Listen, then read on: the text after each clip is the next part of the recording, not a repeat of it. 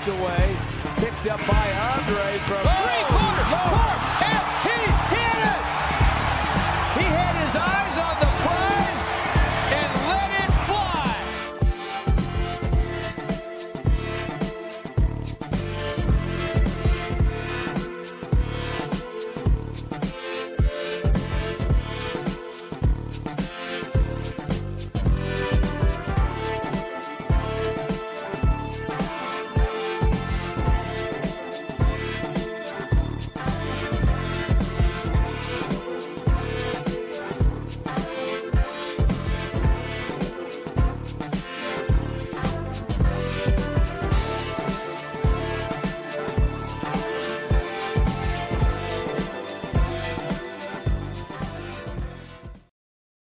What's going on, all you Tannimals out there? It's another edition of the Tanndemonium Sports Show, broadcasting live exclusively on Twitch, twitch.tv/Vendetta Sports Media. And with me, as always, the Robin to my Batman, the guy who is completely and utterly his childhood. He knows what it's like to have his childhood punched in the face. Jackson Law. J Law, how the hell are you? I'm doing good. Context behind that, talking about two Cardinals players, Jim Edmonds and Albert Pujols, who have done kind of crappy things. Pujols more. Pujols is the one that's really relevant because Pujols is an asshole. Leaving your wife of 22 years that you have had 5 kids together. You have been married for just as long, if not a year longer, than your MLB career. You've stuck with her through and through this entire time. All those millions of dollars. The week after she has a tumor removed from her head that's on her brain. Could have killed her. Get file for divorce. Yeah, he's kind of a like. Who does that? Like, listen, man. If you're gonna divorce her, like if that's the route and there's no way to turn around, you could wait a couple months, man. Right. Wait until she's healthy. Like, wait until she's okay. Man. Wait until she's healthy, dude. You can't wait until she's at least recovered. Like, you can't wait 2 weeks after she gets through her what's that called? Her physical therapy? Yeah, just for real. Everything involved. That's just terrible. You could listen, for 22 years of marriage, the least that you could do is stick around for a little longer and help her out, man. And instead of just doing that, dude, if I'm Pujols' oldest kid, I'm whooping his behind right now. I am straight up like my dog is even getting all upset about this. She's like going nuts down here. She's angry. Miss Odette is not impressed. It has very much tainted his return to St. Louis because literally when the news came out that he was returning, Cardinals fans were crying, of course, because the trio that won 2 World Series with Pujols, Adam Wainwright, Yadier Molina are all together for one last time, because it's going to be Pujols' last season. Looks like it's going to be Yadi's last season, and it may even be Wainwright's last season too. So it's almost 20 years of Cardinal lifers. Well, minus obviously Pujols away. But Wainwright and Yadi potentially retiring this year, and Pujols coming back in the DH role. It was just because perfect. the DH rule is he is not going to see the field. He does not need to see the field. He is not in shape to see the field, and you really don't even have to be in that great of shape. Big Papi used to be able to be in the field. Okay, right? He is that out of shape. Pablo Sandoval, the Kung Fu Panda, used to be able to play in the field. That's true. Pujols cannot. That is true. That is crazy to me. Like I said, if I'm Pujols' oldest kid, I'm like shutting off the I'm like killing the breaker switch so that way when he comes home, he tries to put on lights aren't coming on, so he goes to the basement to check it out. And as soon as he clicks it back and the lights come on and he turns around, blah, just straight you got a plethora of baseball bats at your disposal. No, I'm not saying hurt him. I mean, you just deck him a couple. Just hit him with a 1-2 combo. I'm not even saying swing for the face. Just like go for the kneecaps. Yeah, it ain't like he needs them if he's only DHing. F him. But you know what? But then at the same token, I sort of poo-pooed on Jackson talking about, oh, there's two Cardinals legends of my childhood, because he also referenced off air Jim Thome and how he left his wife for Jim Edmonds. Jim Edmonds. Thome, I don't think has done anything. No, Jim Thome is a stand-up guy. But no, Jim Edmonds, he left his wife for one of the Real Housewives of Hell. And then left him her. And his wife, and then left her too. It's like, wow, you. And he's had like multiple kids with each of his wives too. Yeah, dude. Let's just hope his kids don't grow up to write books about him.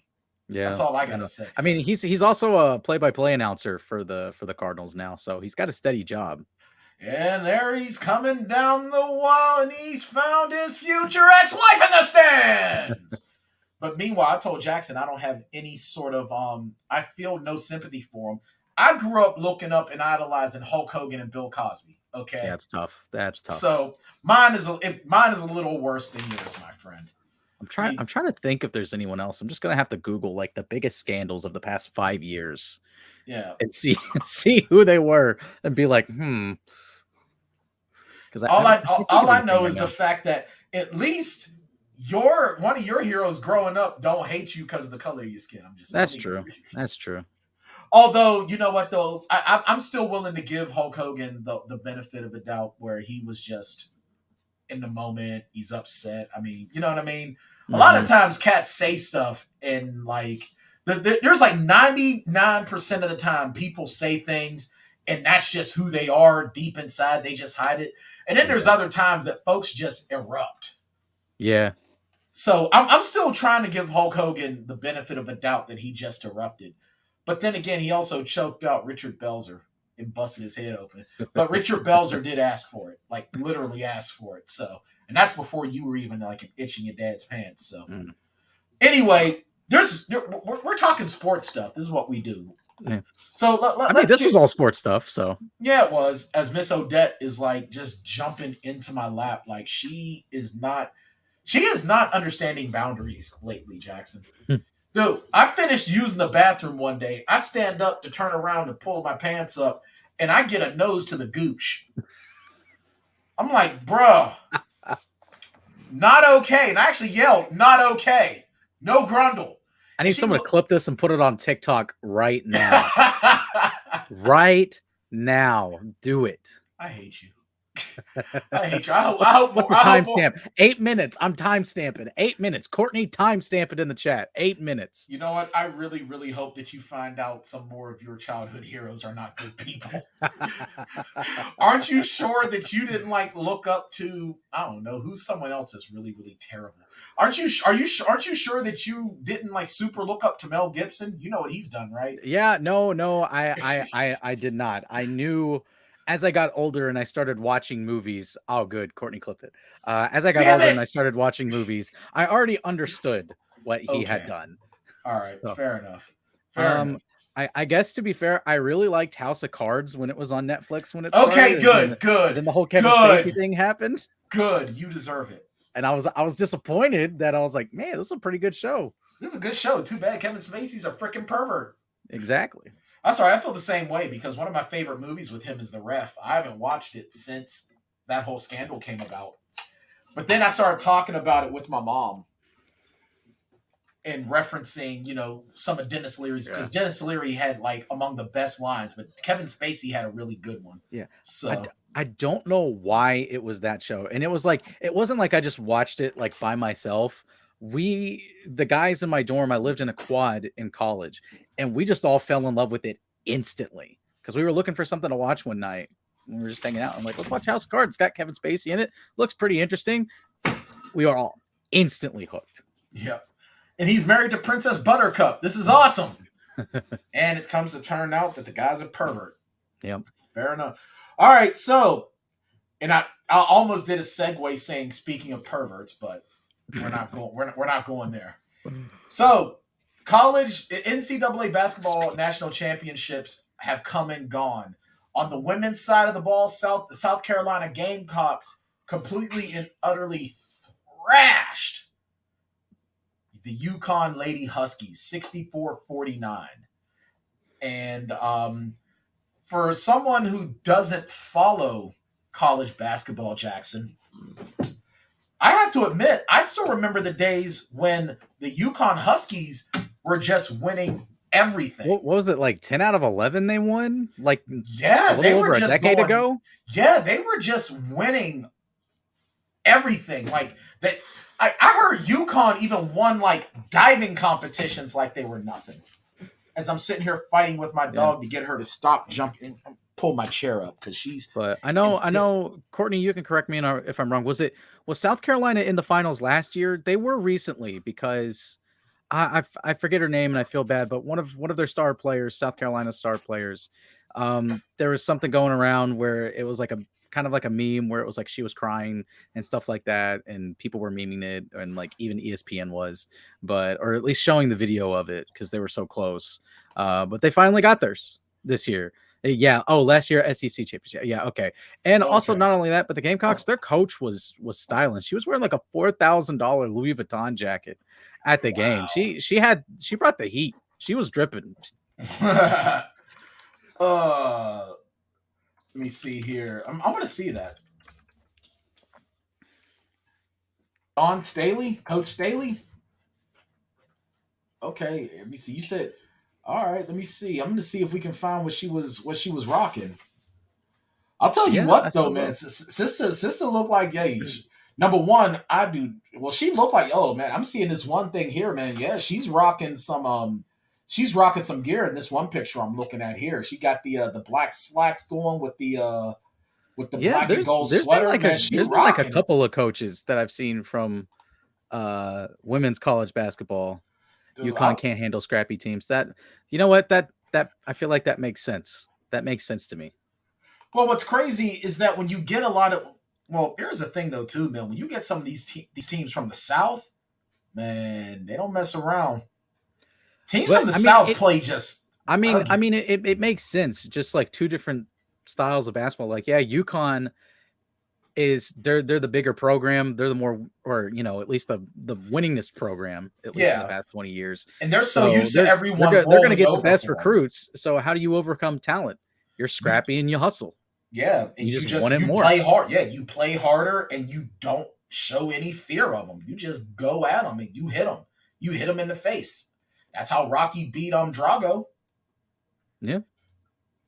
So shout out to the Lady Gamecocks. I mean, with a 35-2 record, man. Way to go, Cox. Go, Cock, go. Go, Cox. Man, I swear, if I ever became the chancellor of South Carolina, I'm so changing that team name. Wow. Meanwhile, they're probably like, yeah, we're not even thinking like that, you freaking pervert. Oh, they absolutely 100%. Oh, they absolutely. If I played on any of their teams, I'd be like, I'm pretty sure one of their chants is "Let's go Cox." That's at least what everyone on Twitter says is "Let's go Cox." Hashtag title for sex tape. Oh. If I'm ever in a porno, I want someone to chant that for me. Matter of fact, on my honeymoon, I'm gonna record me and Sharon, and I'm gonna do like audio voiceover, and I'm just gonna chant, "Let's go cock, let's go cock." We have delved way off here. We've gone way off the rails. Well, we started off in a weird place. So on the men's side of the NCAA, Kansas Jayhawks, they outlast the North Carolina Tar Heels 72-69. Much better game. And Jackson, you thought the game was over. You stepped away. Chalk. You were done. Rock chalk, baby. Yeah, I mean, I thought it was over, and I was like, it's getting kind of late because the game started super late. It was like, why do they start so late? I have no idea. It's weird because it's like you've got a central time zone team and an East Coast team, and it's like, oh, but we want everyone on the West Coast to watch it, so let's start the game at 9:30. Screw the West Coast, man. Look, listen. I don't know. I'm sorry, Courtney. I know you live on the West Coast, but let's just be honest. half the West Coast ain't gonna be there when the big earthquake hits. So why do we have to keep starting sporting events later and later and later? It was like that with WrestleMania too, man. It was like that with WrestleMania also. I watched WrestleMania over the weekend. And it's when the earthquake happens, then the tsunami hits, and there's a 50-50 chance the aliens either land in New York or Los Angeles. Okay. So that's like an optional like third thing, but that because it could have happened in New York, happens to New York a lot, but it happens equally as much to Los Angeles too. So you know what city, what major metropolitan American city that doesn't get attacked by aliens? Pittsburgh.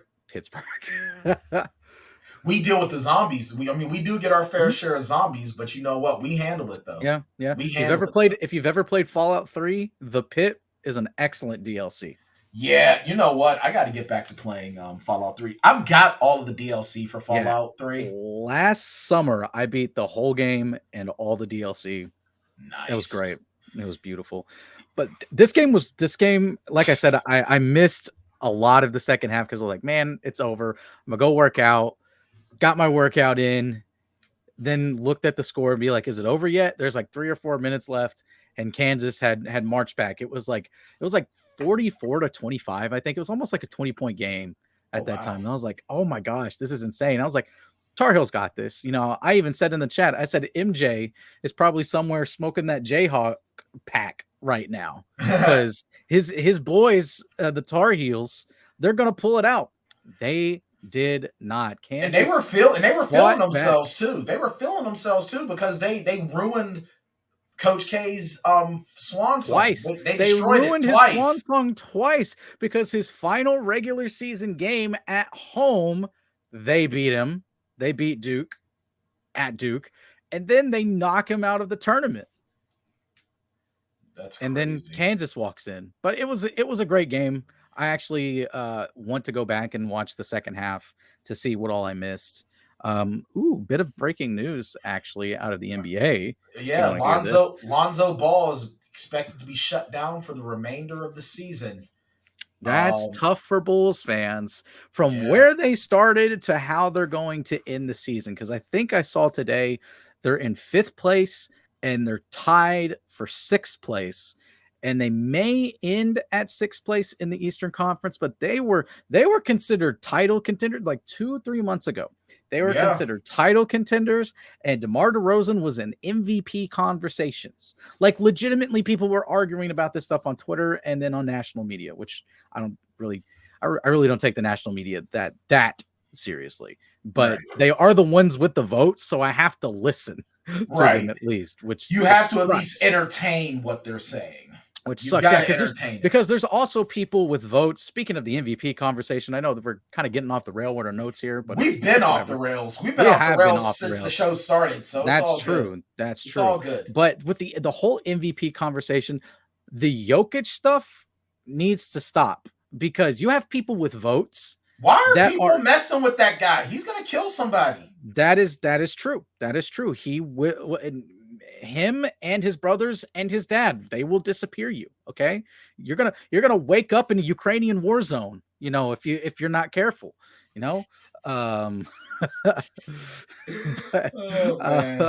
But they keep saying that the only reason why Jokic would win the MVP, and I heard Chris Broussard, okay, who's a person that I have more respect for than really everyone in the national media. When it comes to being an NBA. With Chris Broussard? What? Would you go to dinner with Chris Broussard? You respect him that much? Depends on if he's paying or not. Oh, he's paying. Okay. Or if we're splitting, then I could go for like a decent meal. Okay. All right. Yeah. I'm just double checking to make sure because there's some people I wouldn't break bread with for nothing. Yeah. No, I would. I'd love to poke his brain a little bit. He's been around the block quite a bit, but dude, I wouldn't go to Ruth Chris Steakhouse with Jason Whitlock if Jason Whitlock were paying. No, I wouldn't even go to Red Lobster. Only way I would go to Red Lobster with Jason Whitlock is if he was allergic to shellfish and he said, Bryan, I know this is against your diet, but if you eat the cheddar biscuits, I will eat shrimp. Oh, that sounds so good right now. The shrimp. But anyway, Chris Broussard said he used the word. He said it would be a mistake a mistake if Jokic won the MVP. And he's been leaning Embiid this whole time. And I think he said he might be leaning towards Giannis now. And so that's probably going to be his vote when he turns it in, because Chris Broussard has a vote for MVP, Rookie of the Year, All NBA, whatever the media can vote on. He's got the vote. Don't you sometimes think they should rotate who's allowed to vote on these things? They 100% should, because baseball has a terrible problem when it comes to the Hall of Fame voting.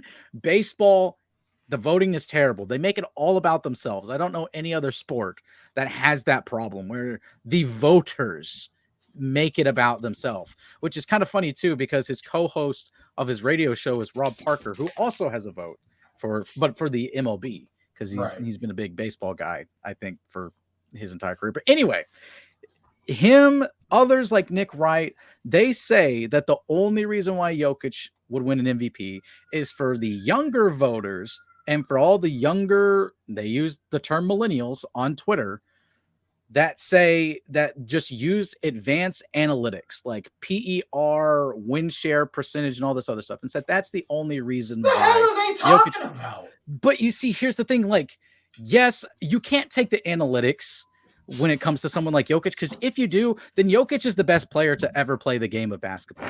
Now, obviously, we're still very young into his career. Who knows what the next 10 years? Maybe he rips off a couple championships. He wins like 5 MVPs in a row. And I think he's more likely to probably like end up beating up both of the Morris brothers and gets kicked out of the league. That's true. He almost turned one of them into a vegetable. Yes, he was out for a significant amount of time. I'm just looking. I don't care for the Morris brothers, so that was fine with me. I'm looking because it looks like my dog called herself. If she squatted, because I had the back door open for her to go outside when she needs to, so if she peed on the floor, that was out of spite. Like, wow. But there are other arguments for why Jokic could be MVP. And like, if you just use basic statistics like field goal percentage, points per game, rebounds, assists, when it comes to Embiid and Giannis, he's either just a tad bit behind or he's ahead of them in a lot of the categories. Wins wise, he has the exact same amount of wins as Embiid, who seems to be Twitter's favorite to win, although I think Giannis secretly has a good chance to win it. He's kind of sneakily had a good year. But, Giannis has a championship winning roster. Embiid has James Harden, Matisse Thybulle, Tyrese Maxey, Tobias Harris on his roster. And earlier I heard people like, even Chris Broussard was talking about this. He's like, I've got to commend Embiid for getting his team through the Ben Simmons situations. Like, you've got other good players and you got Doc Rivers as your coach.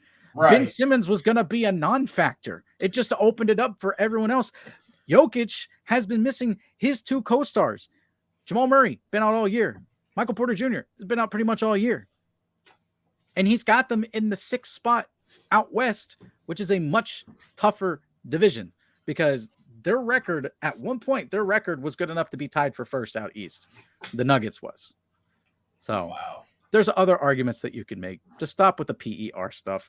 Yes, you have to take that stuff into consideration, especially Mr. Nick Wright, when he was talking about on his television show about all these advanced metrics that were showing, like, these role players were like better than Steph, better than LeBron, better than KD, and all this stuff. Yet, and I saw someone post this in the same picture. It was another tweet. When talking about how LeBron was better than MJ, he was using some of those advanced analytics, including like win share percentage or whatever it's called, was using the exact same argument as for why LeBron was better than Jordan. It's pretty much a fact that he does not like Jokic, because he admitted on an Instagram live one time that he didn't want to talk about the Nuggets because the Nuggets don't bring viewers. So he's got this. I will say this is one of the times where I fully agree with like Nuggets fans. You know how fans are always like, oh, they're just, people are out to get us. They hate us. They're not us. It's us versus everybody is the phrase. I am kind of annoyed with that. Everybody. Yeah. I mean, Memphis does it too. It's the phrase is Memphis versus everybody. It's like 3 R's and they're Memphis versus everybody. Why do you have to have so many R's? I don't get it. Why? Why the overabundance of R's? That's your pet peeve. Yeah, that should be the Pirates logo. It should be Pittsburgh versus everybody. Because the Pirates lose to everybody. Yeah, the Pirates do lose to everybody. Dude, the Pirates are like among the biggest jokes. And like, I swear, when it comes to joke franchises, Pirates, Orioles, Jets, Texans, the Kings, Sacramento Kings. They were eliminated from playoff contention like 3 or 4 days ago. It will be their 16th straight year they have not made it to the playoffs. Wow. 16 years. I was 10 years old the last time they made it to the playoffs. Yeah, that's back when Chris Webber was. No, he wasn't on the team then, was he? Yeah, he was. Chris Webber, Mike Bibby, and Jason Williams. I think it was. I think so. Oh, that's crazy. My memory's fuzzy from. I don't know. I don't know. Maybe one of these days I'll get back to playing 2K22, and I'll see if I can go on the Kings to make. I wish I had a next gen console, or I wish they'd put MLB The Show on PC, because Pittsburgh would be a fun franchise to rebuild. That would be a tough one when you think of like money restrictions. You would really have to you'd have to draft perfectly, and there's no freaking way I'm playing all 100 something odd games. You would have to play all 162 games and be very, very good at it to make them relevant. Yeah, or like have it on like the easiest mode. Right. Well, you know what I do? I only play Road to the Show. I don't play any of different. I only play Road to the Show. Matter of fact, I finally went into free agency and I signed with the Red Sox with my pitcher. Ooh. Yeah. Well, because it was equal. The Red Sox were the only team that was going to make me the ace. Everything else was just like, oh, you're just in the rotation. I'm like, dude, I'm like 99 overall.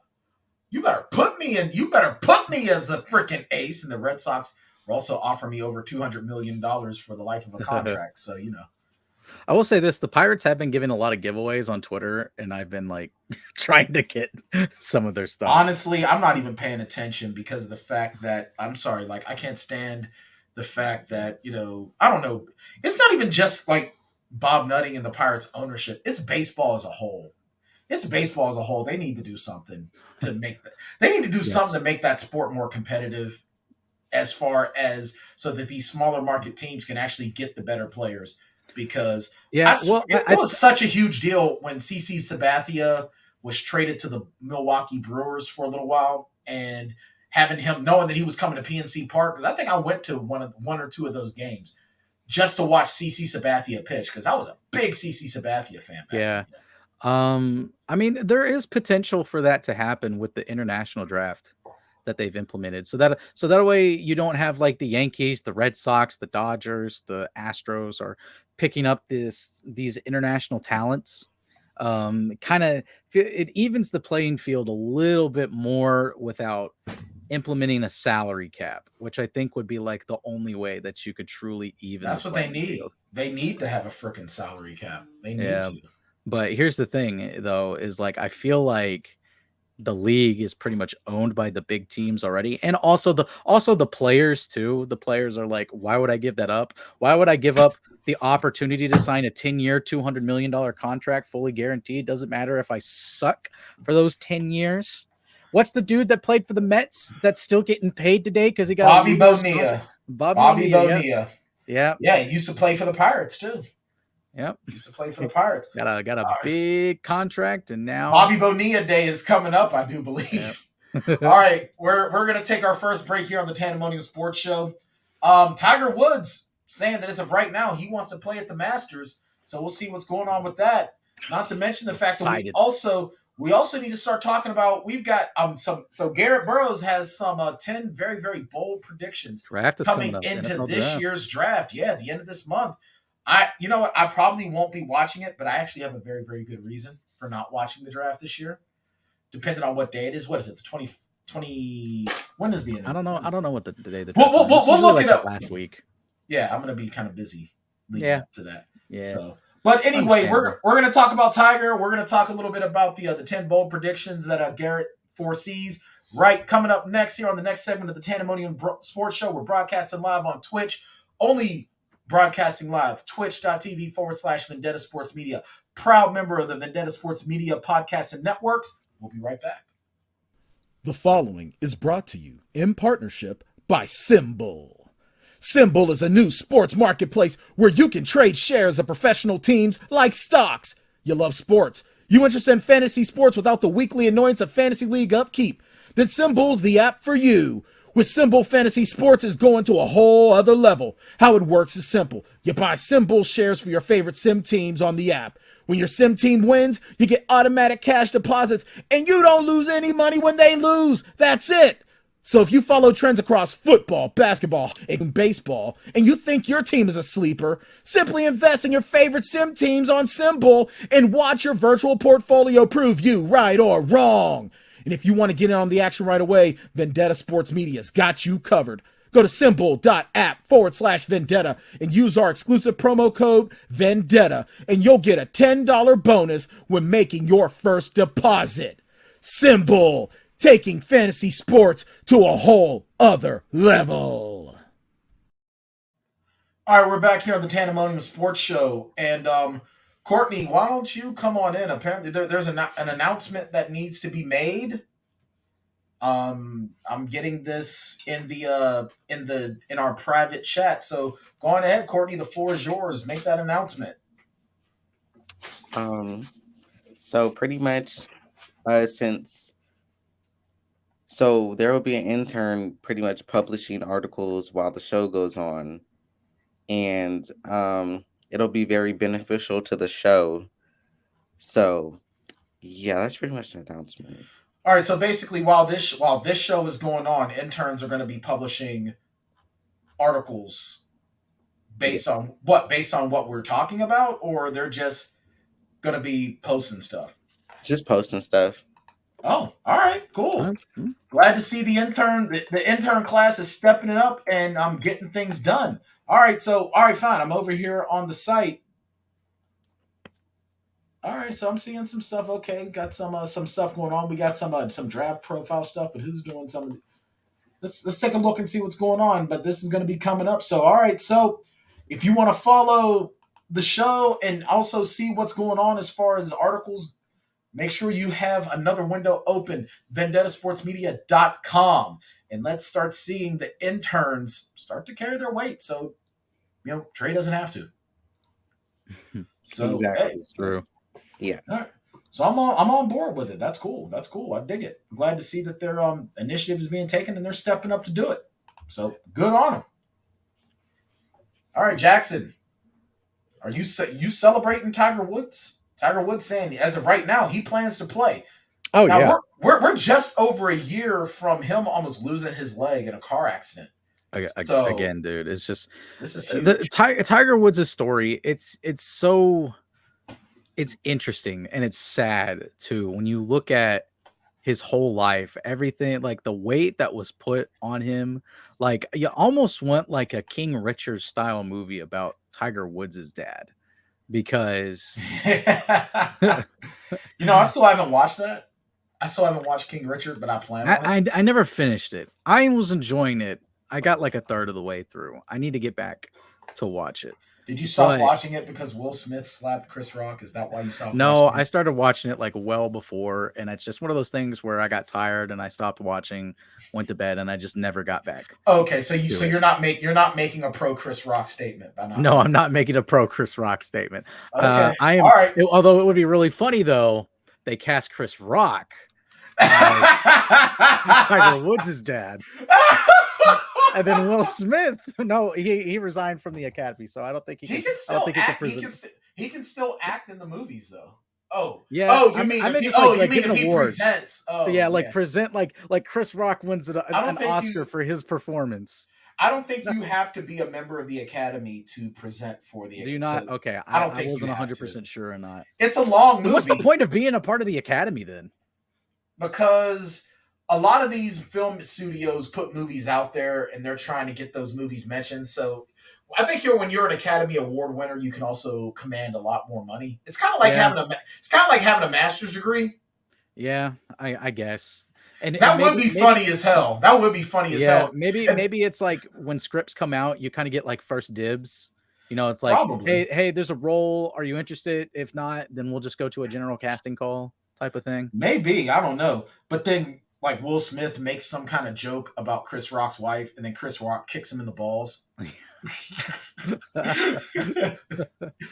I'm so tired of hearing about. I'm so tired of hearing about that. I'm so tired of the fact that it's even been given a name. It's even been given a name. Yeah, it is about. That is essentially what it is to me. I mean, granted, I'm not an actor, so it is what it is. Sounds like white people stuff, but anyway. Wow! Damn! Jackson Law. Hey, that's what we do best. We create useless societies that you pay money to be a part of. Damn, man. Jackson Law said he's punching his ticket for the cookout invite.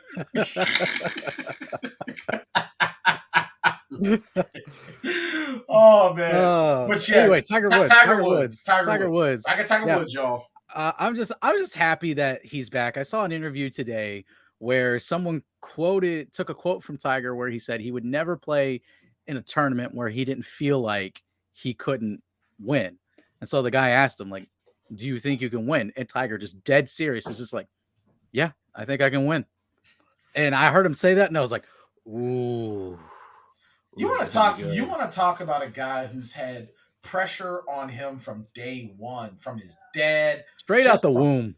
Yeah, as soon as he came out, Earl looks at him because Tiger came out and he's holding his umbilical cord and it looks like he's holding a driver. He's like, that boy's gonna takes be it out player. And it's like, here's a 7-iron, son. he's glaring at the kid at like 6 months old. Why the hell can't you make a putt? The hell, you lazy little. She's like, that's what I yell to myself when I miss a putt. Oh, you go golfing? Look at you. I do golf, yes. I went to Top Golf once. Does that count?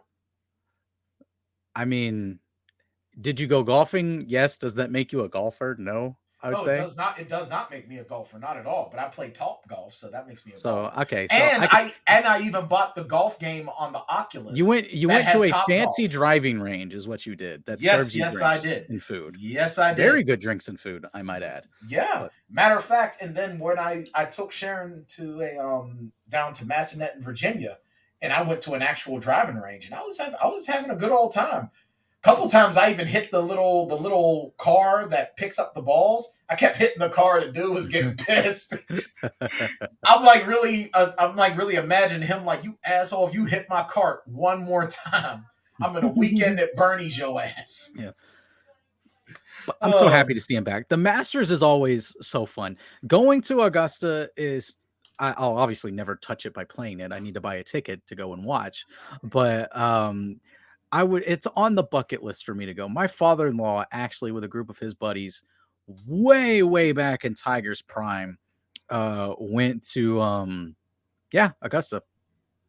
That's where the Masters are. Yeah, I was gonna say, don't they play golf there? Yeah. Do they have a Top Golf there? I know they have one in Atlanta.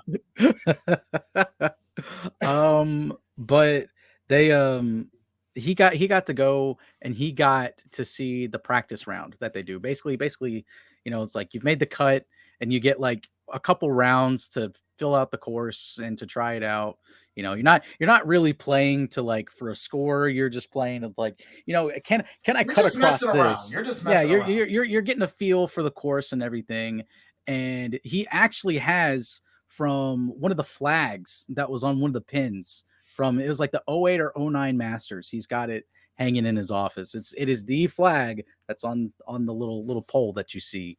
You know what? Golf still doesn't have a Happy Gilmore guy, so I don't really. I seriously want a Happy Gilmore guy. There's not necessarily like Happy Gilmore like that, but there is a lot more of a relaxed tone. With golf, it's not all uppity white people that are like 80 years old. They're all starting to die. So we're starting to get some of the younger people that are more, you know, cooler and, you know, don't have drivers up their ass like these other guys do. Gotcha. That were looking for every excuse to kick Tiger out. And I fully believe that it was racially motivated. You can't. Oh, it absolutely was. Oh, it absolutely was racially motivated. Come on now.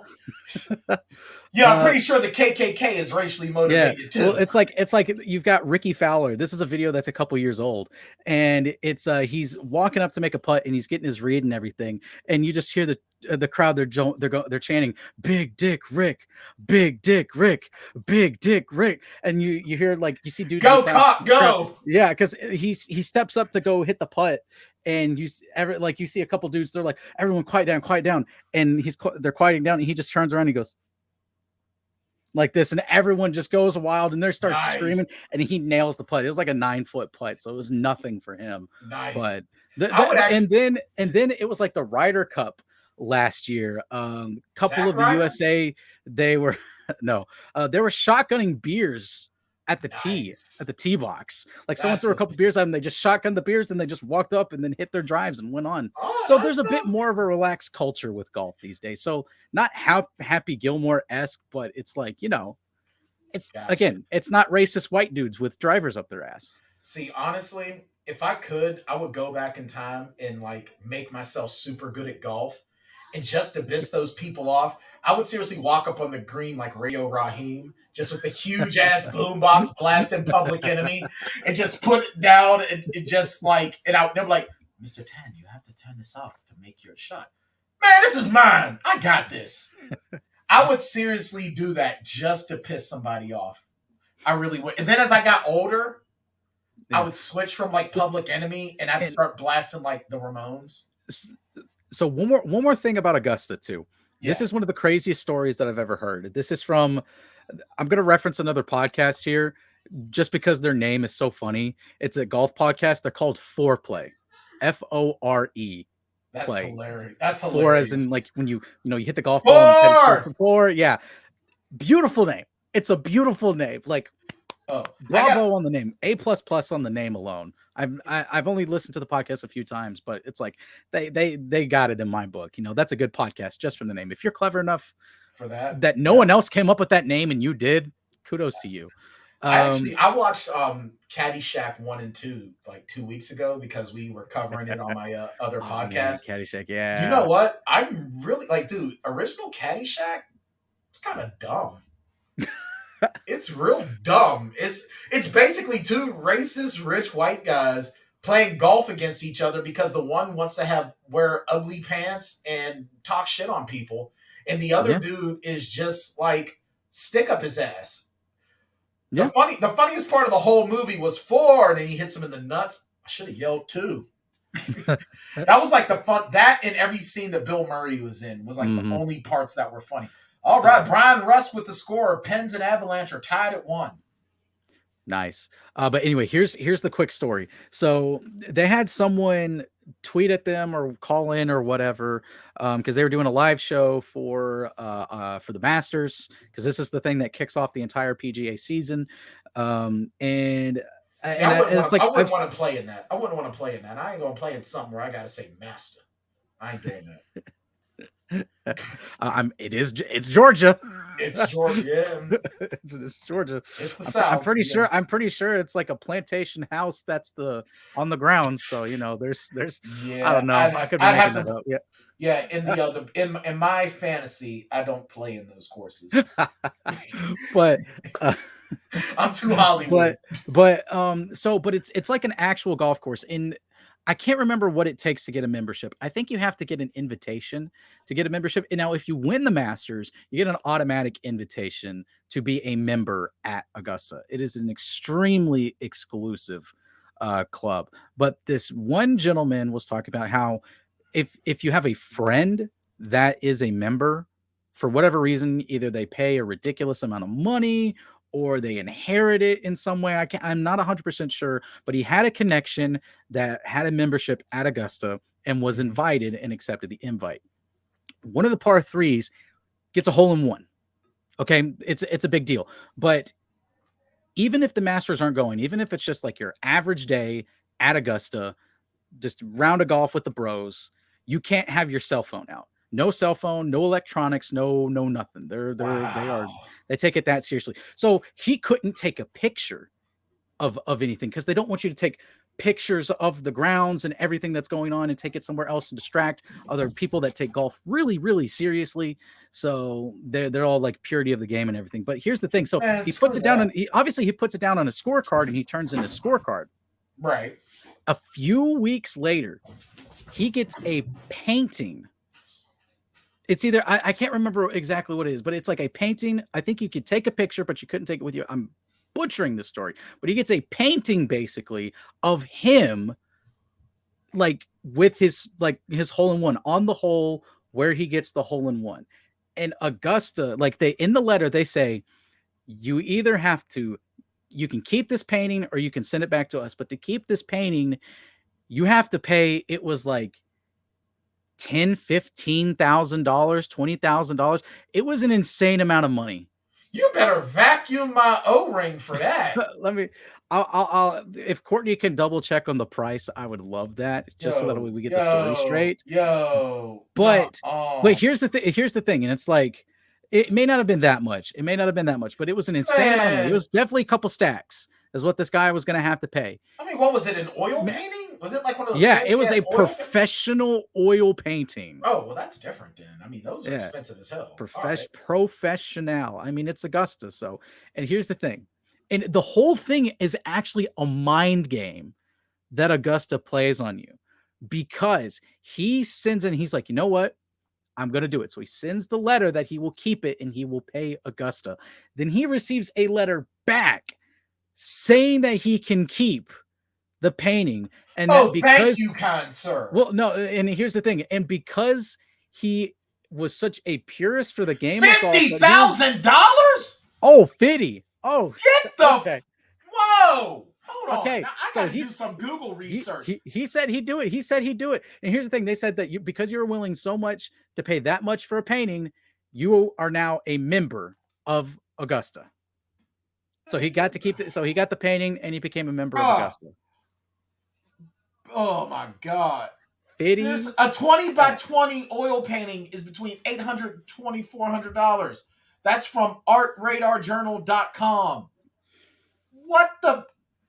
Yo, 50 grand? But here's the thing. It's a mind game that Augusta plays. Because if you send it back and like, no, I'm not going to do this, then they're like, okay, well, they just don't love the game of golf that much. But if no, I don't.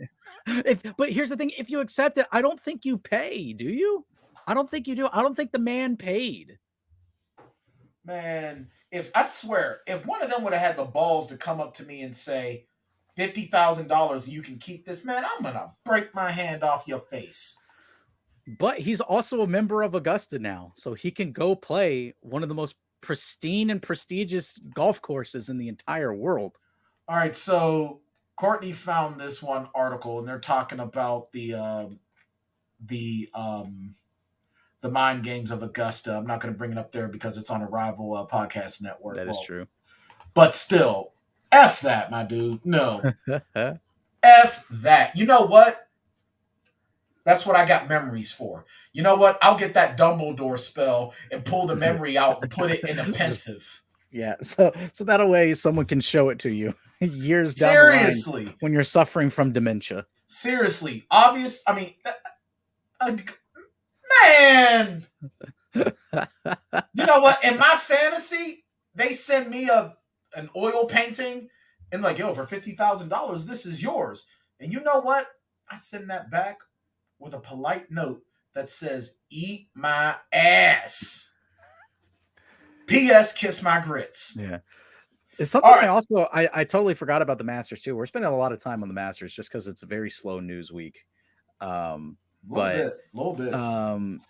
I didn't even think about this, and this is something I just never knew about the Masters. But the previous winner of the Masters decides, because there's a big dinner that happens for all of the for real. This ain't no Picasso, my dude. Yo, for all the previous winners and then like the board members or whatever, there's a big meal for them all, and the previous winner chooses what's for dinner. Man, you better better give me a damn buffet with options. Yeah, let me see. 2022 Man, I'm so Masters. man. You know what, man? Augusta can kiss me. No. And then now, yeah, In and so out. Hideki Matsuyama, which is kind of funny because he doesn't really speak English. So his translator might be the only non-member of Augusta or former Masters winner to attend the dinner because he needs his translator to talk to people. Okay. But he won it last year. So this is what's on the menu. The appetizers are assorted sushi, sashimi, and nigiri, and yakitori chicken skewers. That's the appetizers. That sounds good. The first course, miso glazed black cod with dashi broth. Main course is Miyazaki Wagyu, A5 Wagyu beef ribeye with mixed mushrooms and vegetables with sancho. I don't know what that word is. You had me a ribeye. Yeah. And then for dessert, you got a Japanese strawberry shortcake. I can't eat that. It's a fluffy sponge cake with whipped cream and strawberries. Unless it's gluten-free and dairy-free, I can't have it. I'll stick with the proteins, my dog. But that's what he chose. But I saw one, and it was Bubba Watson. He won the Masters twice, and each time his meal was grilled chicken breasts and Caesar salad with like asparagus. You know what mine would be? I would have chili, I would have steak, and I'd have sweet potato pie. I'd have chili, steak, sweet potato pie, and like broccoli and corn on the cob. Some gluten-free, dairy-free mac and cheese. I know. That's what I'm saying. Like, first off, his name's Bubba Watson. So, secondly, yeah, dude.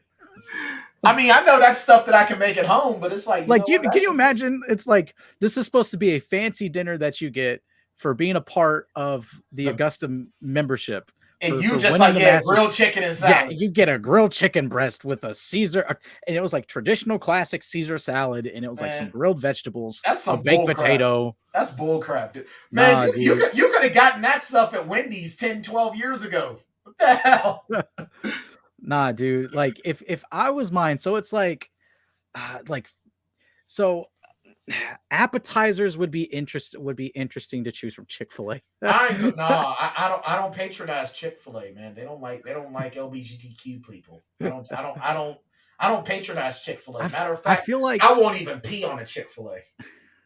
I don't know. I feel like I'd have to go with some sort of surf and turf if that was me. Oh, I'd be all about that. Some lobster and some steak. And I want the ultimate cut of prime rib. Yeah, appetizer would have to be like some sort of soup. One of my favorite soups is two of my favorite soups: chicken gnocchi soup or mushroom and brie soup. You know what I would want for soup? I would want a lobster brisk. I want lobster brisk. Yeah. But appetizer would be some sort of soup. First course would be some sort of fish. I would probably, I would probably go with shrimp tempura. I get shrimp tempura. Yeah. I love some shrimp tempura. Yeah, shrimp tempura is good. I would see, like, I'm a big salmon guy too. So salmon, some like really good, like I like salmon off the grill. I like salmon hot off the grill. I do too. I feel like that would have to be mine. I'm not a big fish guy, but I do like salmon. Yeah. Then main course is 100%. I mean, ribs are good, dude, but it's like the best cut of steak that is out there. Maybe like a tomahawk steak. I don't even know, man. Oh, you talking about the steak with the long ass bone at the end? Yeah. Oh, I'm on board with that. Yo, my best man, Nick, we went to Texas Roadhouse for my birthday. And he said, listen. He really was like, listen.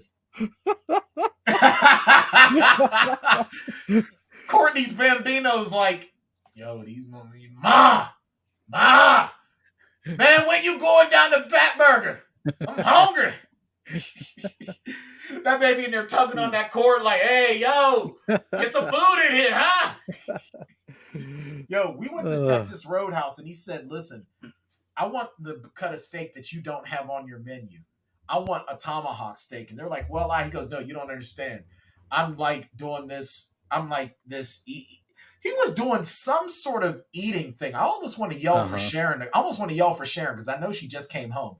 Because she'll remember. I'm almost tempted. No, I can't call him because he goes to bed. He works for Amazon. He don't get it. He has to get up for work at like 2:00 in the morning. Oof. So I'm not going to call him and ask him. But all I know is that they came out and they brought him a tomahawk steak, and this thing was as big as my damn head. The bone was like as big as my wrist, and he's just like, oh, and then puts it down and goes, all right, I got dinner for a few days. I'm like, how much? I want to say he spent over $100 on that steak. Dude, tomahawk steaks are expensive. Now, great thing though, there is a great meat place. I have to drive like 40 minutes to it, but I can get them for like $50 a piece. Really? And it's just, man, you better hook your man up a little bit, man. I'll send you a couple of bones. I might have to. Or you could always just send a brother a freaking a wedding gift. There you go. Yeah, I'll get you a Booker Box subscription for a month. Hey, I wouldn't say no. Hey, my grill. Matter of fact, I got a Home Depot credit card. My grill is ready for some briskets. Matter of fact, I went there and I was like, oh wow, yeah, Courtney's showing off the steak. I'm gonna share my screen. I'm gonna show this bad boy off for real. Hold on. Oh yeah, the tomahawk steaks are so good. Okay, I have made my decision. The tomahawk steak is what I would serve as the main course for my master's meal. Okay. Oh yeah, Courtney, you better plug in your phone, dude. What the hell? You better plug that shit. Courtney's risking being able to like make emergency phone calls, sending a picture. You better plug that in. Courtney getting in on the conversation. Her phone is about to die. My phone's on 1%, but I got to find this picture of a tomahawk steak. Yo, real quick. At what point when your phone starts going down, what point does your O-ring slam shut? And it's like, man, I better hurry up and plug this in. Like for me, as soon as mine hits 30%, I start getting nervous and I'm rushing to plug that in. Courtney 10%. Just don't. Courtney don't give a shit. Depending on where I'm at, it's I'd say on average it's like 10%. But if I'm like at 20% and I'm somewhere, I'm not home and I don't have a charger nearby, I do kind of start to panic. If I hit the 30% mark, then it's like I can't be on my phone anymore. I have to keep it here just in case. Gotcha. See, when mine gets down to 30, that's when I start like, ooh. We got to repair this problem. Now for my dessert. I will give my dessert. This is a tough choice. I instinctively can't go wrong with an apple pie. I also love pecan pie. Okay. But I'm also a big cheesecake guy too. I love cheesecake. See, I can't eat those. So this is what I would do. I would definitely, we're on board with the tomahawk for the main course. We're totally on board with that. Yeah. Get me some grilled shrimp to sort of put on that as well with some broccoli. Good to go. Now for me for dessert, since I can't do the gluten, I would probably want a sweet potato souffle with pecans in it. Mm. You know what I mean? So now I'm not worrying about the crust. I'm just getting the sweet potato, but then I still got that pecan. Yeah, so you get that little bit of a crunch. Exactly. With the brown sugar mixed in there too, clumped up. Yeah. Coconut palm, but coconut palm sugar, which is the brown sugar substitute. But definitely do something. I would definitely do something like that. Cheesecake, I believe they do make a dairy-free cheesecake, but I'd have to see how that would work. I could smash a key lime pie. See, I don't do key lime. I don't like key lime pie. I love key lime. Matter of fact, I gotta ask my mom to make, because my mom made a sweet potato souffle with pecans in it for Thanksgiving. Oh, come on, Courtney. Listen, okay, I'll make you the deal. I'm a big pecan pie guy too. I'll keep it at the pecan pie. Okay. But key lime's good, man. Key lime is good. People miss it. I'm not a key. You know what I miss? What I especially miss is chocolate cream pie. I miss chocolate cream pie. Chocolate cream pie is very good too. Dude, if you ever do come to Pittsburgh, I'll take you to Eaton Park, and they have like they just be having pies. Like pies are just there. Like Sam and Dean like Dean Winchester will just walk in and be like, "Yep, give it." And they have a chocolate cream pie that is on point. They really do. Oh, that sounds yeah. heavenly. Yeah, and I had dinner right before we started the show, man. I'm gonna have to find something else. Poor Courtney. Poor Courtney. This is a terrible segment. All right, so you know what? Let's take a quick break. Let's go to the 10 bold draft predictions. I didn't think we were going to get all that much out of Augusta in golf, but hey, we did though. We did. Look at us go. Look at us go. Look at us do this thing. Look at us do this thing. We'll be right back here on the Tanndemonium Sports Show. We're streaming live exclusively on Twitch, twitch.tv/Vendetta Sports Media. You can join us every Tuesday evening, 6:30 p.m. Eastern Standard Time. We're going to talk pretty much anything and everything, and we'll probably go off the rails and talk about our favorite foods and or video games. We'll be right back for our final segment of the Tanndemonium Sports Show. The following broadcast is brought to you in association by XP Coffee Company. XP Coffee Company is the fresh brewed coffee made for gamers by gamers. Get amazing flavors like Choco Loco in 8, 12, or 16-ounce bags. Or level up and get Illusion, Isolation, Nightmare, or the Majestic Throne blends in light, medium, or dark roast in whole bean, coarse French press, drip, or fine espresso in 12-ounce, 16-ounce, or 2-pound bags. Wow! Shipping worldwide. If you're in the U.S., go to usa.xpcoffee.co. If you're in Europe or in the UK, go to www.xpcoffee.co. XP Coffee Company, for gamers, by gamers. All right, we're back here on the Tanndemonium Sports Show, broadcasting live on Twitch TV, twitch.tv/Vendetta Sports Media. Make sure you go to vendettasportsmedia.com to check out all of our content. Every single little last bit, every little bitty piece of it. Make sure you especially go to our YouTube channel, youtube.com/Vendetta. Yeah, that's what it is, right? Vendetta. Let me double check and make sure. I believe it is. What company do we work with? That's not. No, because I know that there's because some of our branding is different on some of them. It's Vendetta Sports Media. So go to youtube.com/Vendetta. I think it's Vendetta Media. Vendetta Media. See, I'm not completely bad. I'm not as bad as some. Yeah, so go to youtube.com/ nope, it's not Vendetta Media either. What the hell is it? What the hell is happening here?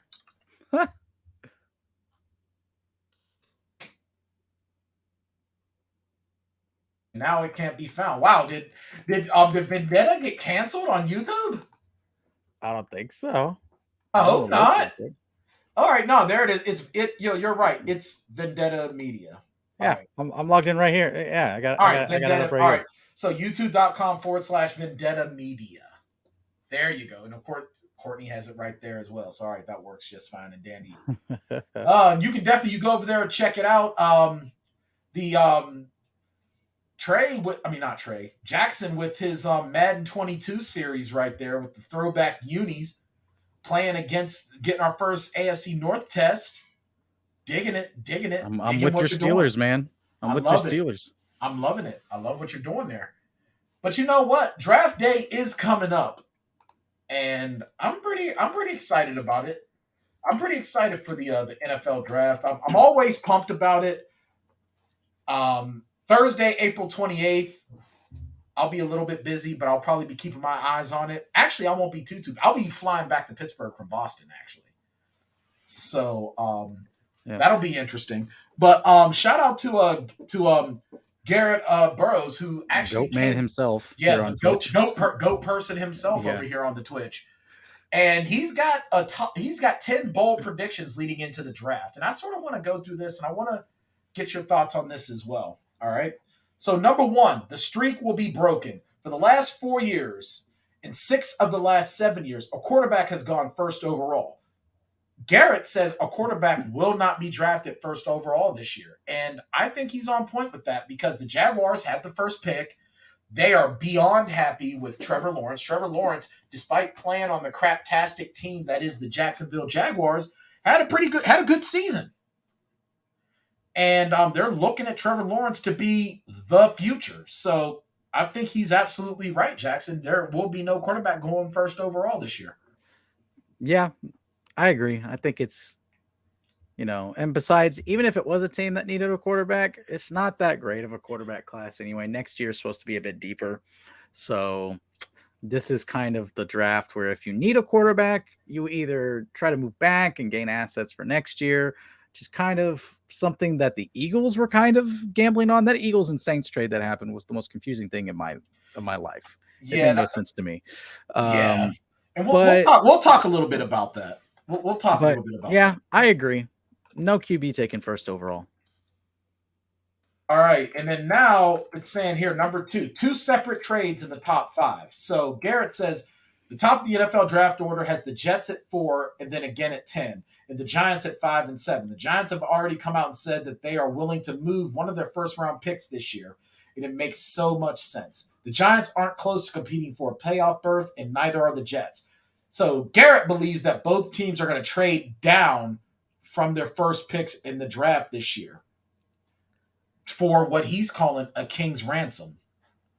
I can kind of see that happening, but I mean, if you're the Jets, if you're either one of those teams, though, don't you take advantage of having 2 of those top 10 picks? Yeah, I don't think like their first picks, like 4 and 5, would be traded. I think it would be more for the Jets number 10 and the Giants number 7, and it would be someone who's jumping up maybe to get a quarterback at that spot. I would say, See, I would get if I'm the Jets or the Giants, I'm taking an offensive lineman and I'm taking the best defensive player available. Yeah. Well, at 4 and 5, you're gonna have probably some studs available, but it's just, this is such an odd draft. It really is. And again, this is one of the years where I know very little about the prospects. I don't know what it was about college this past year for me, but I just did not keep up with the prospects for NBA or the NFL. So I'm a little disappointed because I get a lot of my news from you. I have got some reading to do over the next few weeks. Fair enough. As we move into off seasons for both of my sports that I primarily cover. All right. Carolina's going to take a quarterback at 6, but it's not who you think. So Garrett says that, so in many of the mock drafts, Carolina's projected to take Malik Willis from Liberty. He understands the appeal, but he thinks that Willis is the rawest of potential of those quarterbacks. So he's thinking that Carolina's going to go with Kenny Pickett. And I've heard a lot of local pundits say the same thing because Kenny Pickett and Matt Rule do have a relationship. They do know of each other. And honestly, if you're Matt Rule, don't you want to go with the most NFL-ready quarterback that's available, and that is Kenny Pickett? Yeah, I mean, you can't rule anything out here. I know, and I know Vendetta has been pretty critical of Malik Willis this past season, especially Trey. Trey has like none of these quarterbacks as first round talents in his quarterback ranking. Trey just hates everything and everyone. Trey, you know what? We need to get another bald guy. Like it would be me, but I'm not. I'm a little bit older than Trey. So they could be Statler and Wardor from the Muppets and just be like laughing and talking shit on these kids. Mm-hmm. But I mean, here's the thing with Malik Willis. I understand the skepticism of Malik Willis because Liberty, I mean, it's not the hugest of schools. You know, you're not really playing the top tier upper echelon. Yeah, and not to mention the fact that there were some games that Malik Willis was not able. Like you want to see your quarterback will the team to win. And there were a couple of games where he just wasn't able to do that. So I can understand the skepticism. Yeah, and I mean, I watched a bit of a breakdown of him today. He did miss some throws deep. But, you know, also when you talk about small schools not facing good competition, Josh Allen came from Wyoming. I think it was. Yeah, Wyoming. Mm-hmm. So you could potentially go to a small podunk school, which Liberty's not that small anymore. It's D1 and it's moving up there in size from what I understand. Yeah. But I mean, again, I don't know. This quarterback class, I don't have too much hope for it. You know, dude, their head coach's name is Hugh Freeze. He sounds like a freaking Batman villain. Hugh Freeze. Yeah, I'm pretty sure it's the same Hugh Freeze that it's funny, he used to coach Arkansas State for a while. And I'm pretty sure it's the same Hugh Freeze that coached what's his face from The Blind Side. Michael Orr. Yeah, Michael Orr, yeah. All right. Number 4, Seattle passes on a quarterback at number 9. Now, he admits that now Garrett thinks that Drew Lock could be something. And I think he might be the only one. Like, I don't see Drew Lock. Yeah, Honestly, I don't think so either. The only way that I could see them doing this is if Seattle is the one team. Seattle is like the one place right now in the NFL that has everything set up to sign Kaepernick. And I could see them if, so. Yeah, because here's the thing. Pete Carroll's just trash talking. Pete Carroll's just running off at the mouth. Like, honestly, I'm not going to believe anything that Pete Carroll says when it comes to Colin Kaepernick until I actually see from a credible news source. That's what all I was saying is, like, I could believe that if, like, before the draft or even after the draft, if they have intentions of bringing in Kaepernick for a season or two. Yeah. But all right, number 5. We're halfway there, living on a prayer. First receiver comes off the board at number 10. Do you think that's going to be the case? Probably. And it's just best player available at that point in time. It's very much going to be defensive pass rusher heavy. Now, let me see who all I brought the draft order up here. So number 10 is the Jets. Yep. I don't know. I guess it just kind of depends on. Well, Garrett is projecting that that maybe there's a trade there with the Chiefs, and the Chiefs take a guy there. I think the Chiefs will have someone available at 29 or 30. Like, they'll have like a Treylon Burks or someone like that available. It's a pretty good receiving class from what I understand. So Kansas City may not have to trade up to get their Tyreek Hill replacement. They could stay complacent at 29 and 30. Right. All right. But I mean, it's not out of the question. It all depends on what players are available at the time that someone comes up and what their team needs are. Fair enough. All right, number 6, Kayvon Thibodeau plummets down the board. And he's saying that he could fall as far as 14 to the Baltimore Ravens, but that would have to be dramatic. Yeah, especially because I think it was the Detroit Lions had like 6 or 7 members of their personnel at his pro day, all watching him. That would be crazy, but things happen. Like number 7, he has Michael Thomas being moved by the New Orleans Saints during the draft. I don't know, and I don't know because of that trade that they made where they give up their pick. Is it their pick next year? Courtney sent it to us. Let me see. Let me look at this. Let's see. The Philadelphia Eagles sent the 16 and 19 pick this year and a 6th-round pick this year to the Saints in exchange for number 18, a 3rd-round pick, and a 7th-round pick for this year, and then a 1st-round pick and 2nd-round pick next year. If the Saints were trying to tank, this is not the year to do it because you don't have your 1st-round pick next year. Right. You don't want to give an opposing team. You don't want to give them the better end of the trade. So do you think they maybe, because he's even suggesting that the Saints maybe trade Michael Thomas to the Packers, maybe get their 1st-round pick. Maybe you get heavy draft capital in the future. That's the only way that I would do it, though, is like if there's 2 players where what did I say they were picking at now, 16 and 18.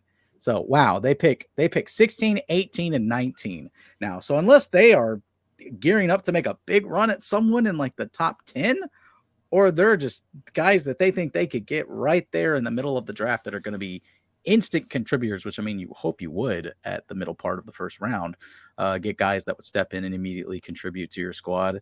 And I mean, I also understand because Michael Thomas hasn't been that healthy the past few seasons. So you don't know if you're going to get healthy Michael Thomas that was, catching well over 1,000 yards and they signed to a massive contract and he was the highest paid wide receiver at one point, or if you're just going to get a dude that you're paying his medical bills, basically. Right. Well, you're paying him to pay his medical bills because his medical bills are covered, Right?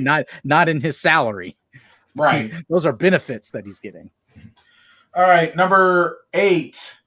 Pittsburgh can and will pass on a quarterback. A lot of folks in this company are not happy with the idea of Mitch Trubisky, but I mean, if you're picking at 20, the big time quarterbacks that are in this draft class that aren't seen as first round material anyway, they're not going to be there. Now, was it Desmond Ridder? His name has been coming up a lot. Yeah. Lately, but still. I mean, again, I don't know. Maybe they just think we take best guy available here. And next year, maybe if we're still kind of not great with Trubisky, then we just I take an offensive roll. lineman. We roll with whoever this draft, and then next draft, maybe we get top 15 pick and we're in striking distance in a deep quarterback class and we get our guy next year. I take a monster offensive lineman that that can move and just has a nasty attitude and just loves to shove the hell out of people. That's what you're going to need because, I mean, the bottom line is that no matter what Trubisky does, you're going to be leaning on Najee Harris a lot. And he's too young for you to run until his wheels fall off. He's too young for that right now. Number 9, no running backs are going to go in the first round. Once again, the running back value is nowhere near what it used to be. I kind of agree a little bit because you can get stud running backs a dime a dozen, it seems like, anymore. Like, Najee Harris is the exception, not the rule at this point. Yeah. I could maybe see Tampa doing it at 27. See, I don't see why they do that because they brought all their guys back. That entire running back room is back. So yeah, but I mean, besides Leonard Fournette, and who's kind of like an advanced vet at this time, you need a young body in there. That's the only thing I could really imagine. Buffalo's running back room isn't really secured either. That's kind of up in the air. Maybe they get the first one off the board at 25. Latter first round, I'm like, if you take a running back at 25, like I'm cool with that. If they want to do that. I don't think Kansas City would. Cincinnati, no, they've got Mixon. Detroit, I don't think would. They have Swift back there right now, who I think is their guy for the future, at least for the short-term future. So I think there's a few chances there in the latter half, or the latter fourth, I guess. Mm-hmm. All right, and then finally, day 1 is going to be offense dominated. Day 2, defense dominated. And I mean, yeah. I can see that because this is an offensive dominant league right now. Yeah, I mean, I think some of the better positional players are on defense in this draft, so they'll go first. But then it's like after that, when you miss out on those stud guys, you go and you get your skill position guys, like the best skill position guys. And, if you get a defensive player the first day, maybe you can go offensive player the next day because a lot of those skill positions like running back, receiver, you can get great value in the second and third, even the fourth round. Sometimes you can get guys that are serviceable in the 5th round. Even really, the only thing I care about in this draft is where does Matt Ariza, the punter from San Diego State, where does he go in the draft? I'll tell you one thing. Every fan base is pushing the agenda of drafting him. All I know is that Pat McAfee has made punters cool. Yeah, him at WrestleMania was pretty cool. Man, it was so great. That was so great. I didn't know he was that much of an athlete. Man, you never watched any of his clips when he was playing? Man, that guy tackled that dude tackled Antonio Brown out of bounds, man. But I mean, just like to have the body control to do a backflip from that height and stick it cleanly. And then like obviously I know like the mat and everything is pretty springy, but then just in one fluid No, motion. that mat isn't super springy. That mat is hard as hell. Well, the mat is hard. Either way, to jump. That leap to the top Yeah. turnbuckle and complete. Yeah. Well, you know why he's so great, right?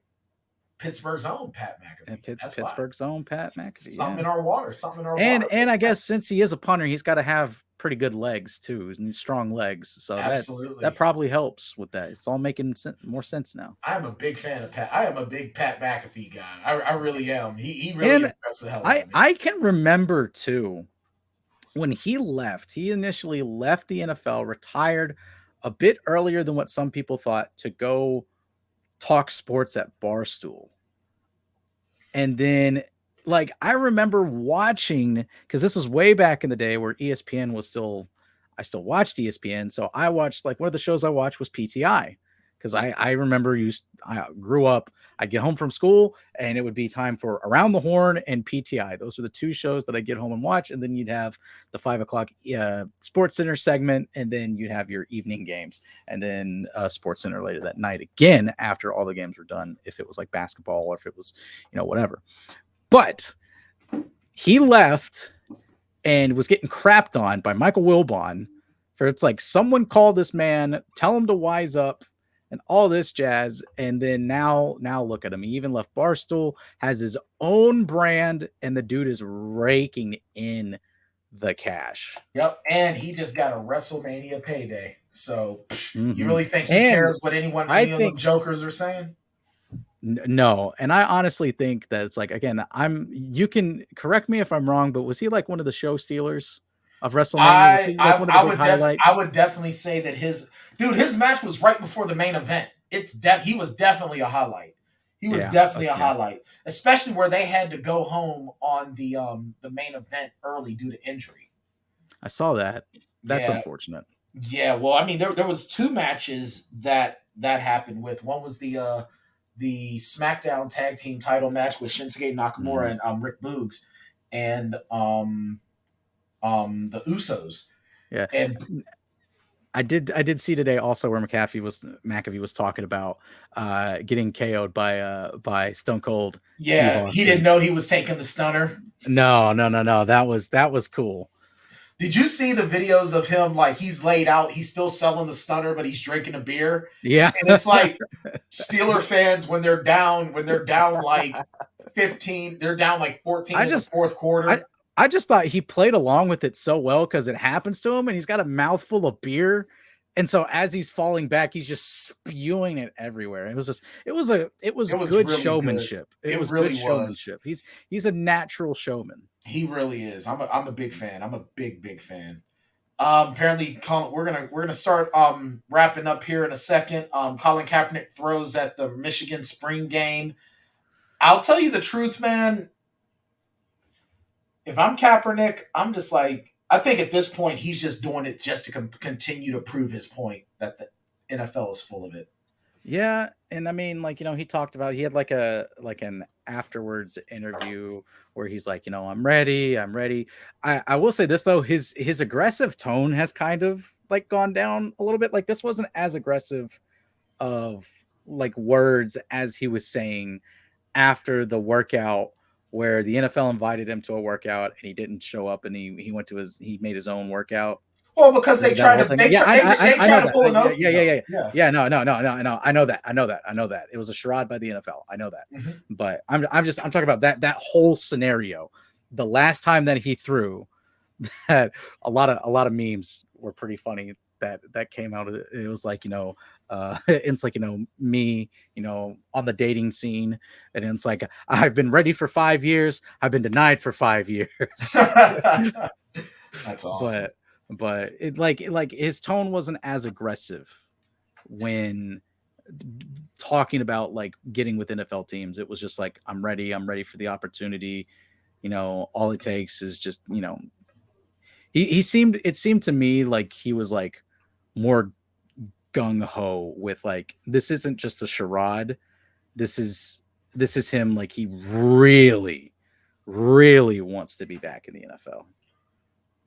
I mean, honestly, I'm just kind of like, dude, This for me really feels like they're just not that into you. Yeah, I don't think he does get a job though. I don't think so. Because I hope I'm wrong. I hope I'm wrong. Well, it's just every year we have there's something else. There's a new video that comes up of him throwing and him working out and doing all this stuff. But the problem is that we're into another year where he hasn't played in the NFL. Right. And it's just it's the separation of time from the last time he played to now. And it's the fact that you're getting older. You're in your 30s now. Yep. It's not a good mixture. I think it's really not. And the thing is, I guarantee you what the NFL will probably do is they'll probably sign him when he's like 35 and then see he wasn't good enough. That's the crap that they pull. Your man Xavier Howard and the Dolphins agreed to a 5-year extension worth $50.69 million. Yes, sir. What this does is that it actually clears up a little bit of cap room too. He's not as big as a hit towards the cap this year. And I was very afraid last year that we were going to lose Xavier Howard because he was coming off a double-digit interception year where he 100% should have been defensive player of the year. I want to say he was the last when was I can't remember. Was it Asante Samuel? I don't think it was Asante Samuel. That was the last one to get a double-digit. So you disagree with Trent Jordan Watt being defensive player of the year?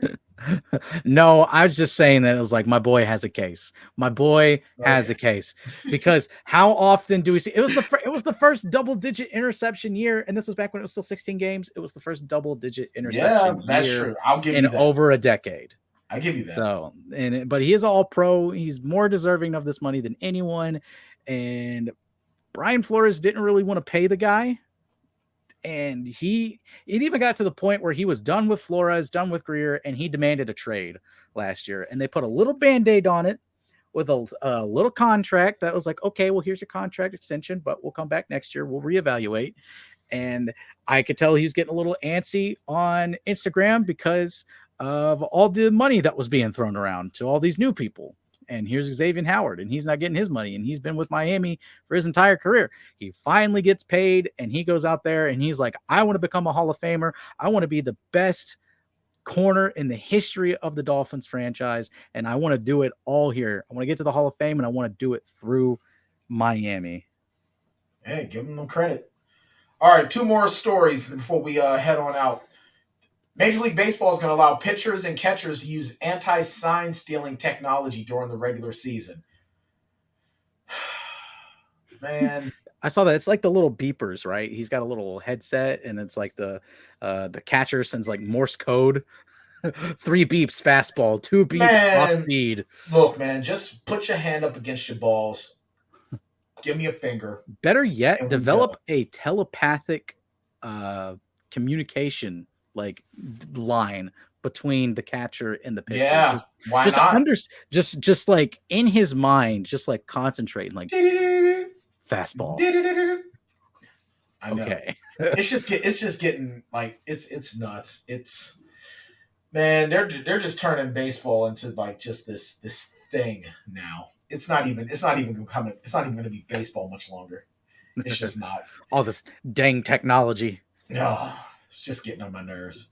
All right, and apparently Magic Johnson is blaming LeBron for the Lakers passing on DeMar DeRozan. Hey, Magic's not wrong, man. Magic is not wrong because Magic was saying that, and this would have 100% have been the better option. DeMar DeRozan wanted to become a Laker, okay? And you see the season that he's had. Does he have the same season if he's in LA compared to Chicago? I don't know, but I honestly think it's because he was happier. Like he was in poor San Antonio that didn't really have a chance to win anything. They were like hanging on to him for a little bit longer than what they should have. They should have been rebuilding, but they weren't, even though he's coaching with one of the best coaches in the history of the NBA. He just seemed much happier in Chicago. How much happier do you think he would be if he would have went to his home of Los Angeles and played for a team that he'd been rooting for his entire life in the Los Angeles Lakers, and playing with LeBron and playing with AD? And he's had some injuries this year, but I mean, who hasn't, especially on the Lakers? But then it was like, because they could have had that, And then Magic correctly said they could have made the trade to send Kuzma or whoever else, just a small package to send them to get Buddy Hield, to get that perimeter shooter that they've desperately needed. Even back when they won their championship, the reason why they won their championship was just because they got hot from the 3-point line with shooters that don't necessarily get hot from the 3-point line. Like Anthony Davis was hitting an insanely high amount. LeBron James turned into freaking 6'9" Steph Curry out there on the championship run. Okay. But yeah, it's 100% LeBron's fault that it's kind of fallen apart this year, because they 100% would be legitimate title contenders out west if they had gone for DeMar and Buddy Hield. Two guys. Again, DeMar has missed a little bit of time this year, but it hasn't been much. Obviously, hasn't been much compared to what it's because of him that the Bulls are even where they are right now. I mean, really, honestly, and it's like he's kind of fallen off this past month, but you've had 3-4 months, however long, of him. Oh, his back hurt. His back probably hurts because he's been carrying the team, especially with ball going down. Ball going down. And then the not wanting, like Alex Caruso also wanted to come back to the Lakers. They just weren't willing to extend him. Like, yeah. and it wasn't even like a money issue. He wanted to go back. They wanted to pay him literally nothing to come back. Well, that's what happens when you let LeBron run everything. Yeah, seriously. Well, LeBron has made his bed, and he's got going to lay in it. Yep. I'm really starting to think, though, that April Fool's tweet where he said, "Dang y'all, I'm out for the rest of the year. I'll see you guys in the fall." I'm really starting to think that was not an April Fool's tweet, because he's missing his second game in a row and is like his third game out of 4 games ever since that tweet. Yeah, I think Courtney's right. He's just trying to bail out. He doesn't want to face what he's created, so he's trying to. No, he hasn't. That's why I'm not a fan. That's why I'm not a fan of his. Julius Randle Loki is too. Yeah, Julius Randle is too. I have no idea who wants Julius Randle and where he's going to end up next year, because he's not going to be a Knick next year. Well, is what it is. I feel sorry for the sucker team. He's a great fantasy player. I enjoy him in fantasy because he gets a lot of rebounds. But otherwise, if he was on the Grizzlies and I didn't have him on my fantasy team, nah. All right, then. With that being said, make sure you follow the Tanndemonium Sports Show on Twitter at @TanndemoniumVSM. Follow Vendetta Sports Media at @media_Vendetta. Follow Jackson Law, J Law 1995 on the tweet machine. And make sure you check in with us every Tuesday, 6:30 p.m. Eastern Standard Time every week for a new edition of the Tanndemonium Sports Show. Next week, all new stuff to talk about, and hopefully we'll be able to have a special guest. That NBA playoffs start next week. NBA playoffs are going to be starting. This is going to be very, very interesting to talk about as well, because I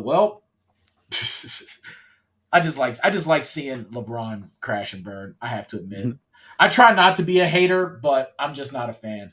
But with that being said, I'm Brian Tann. He's Jackson Law. Courtney in the booth. We'll see you guys next week.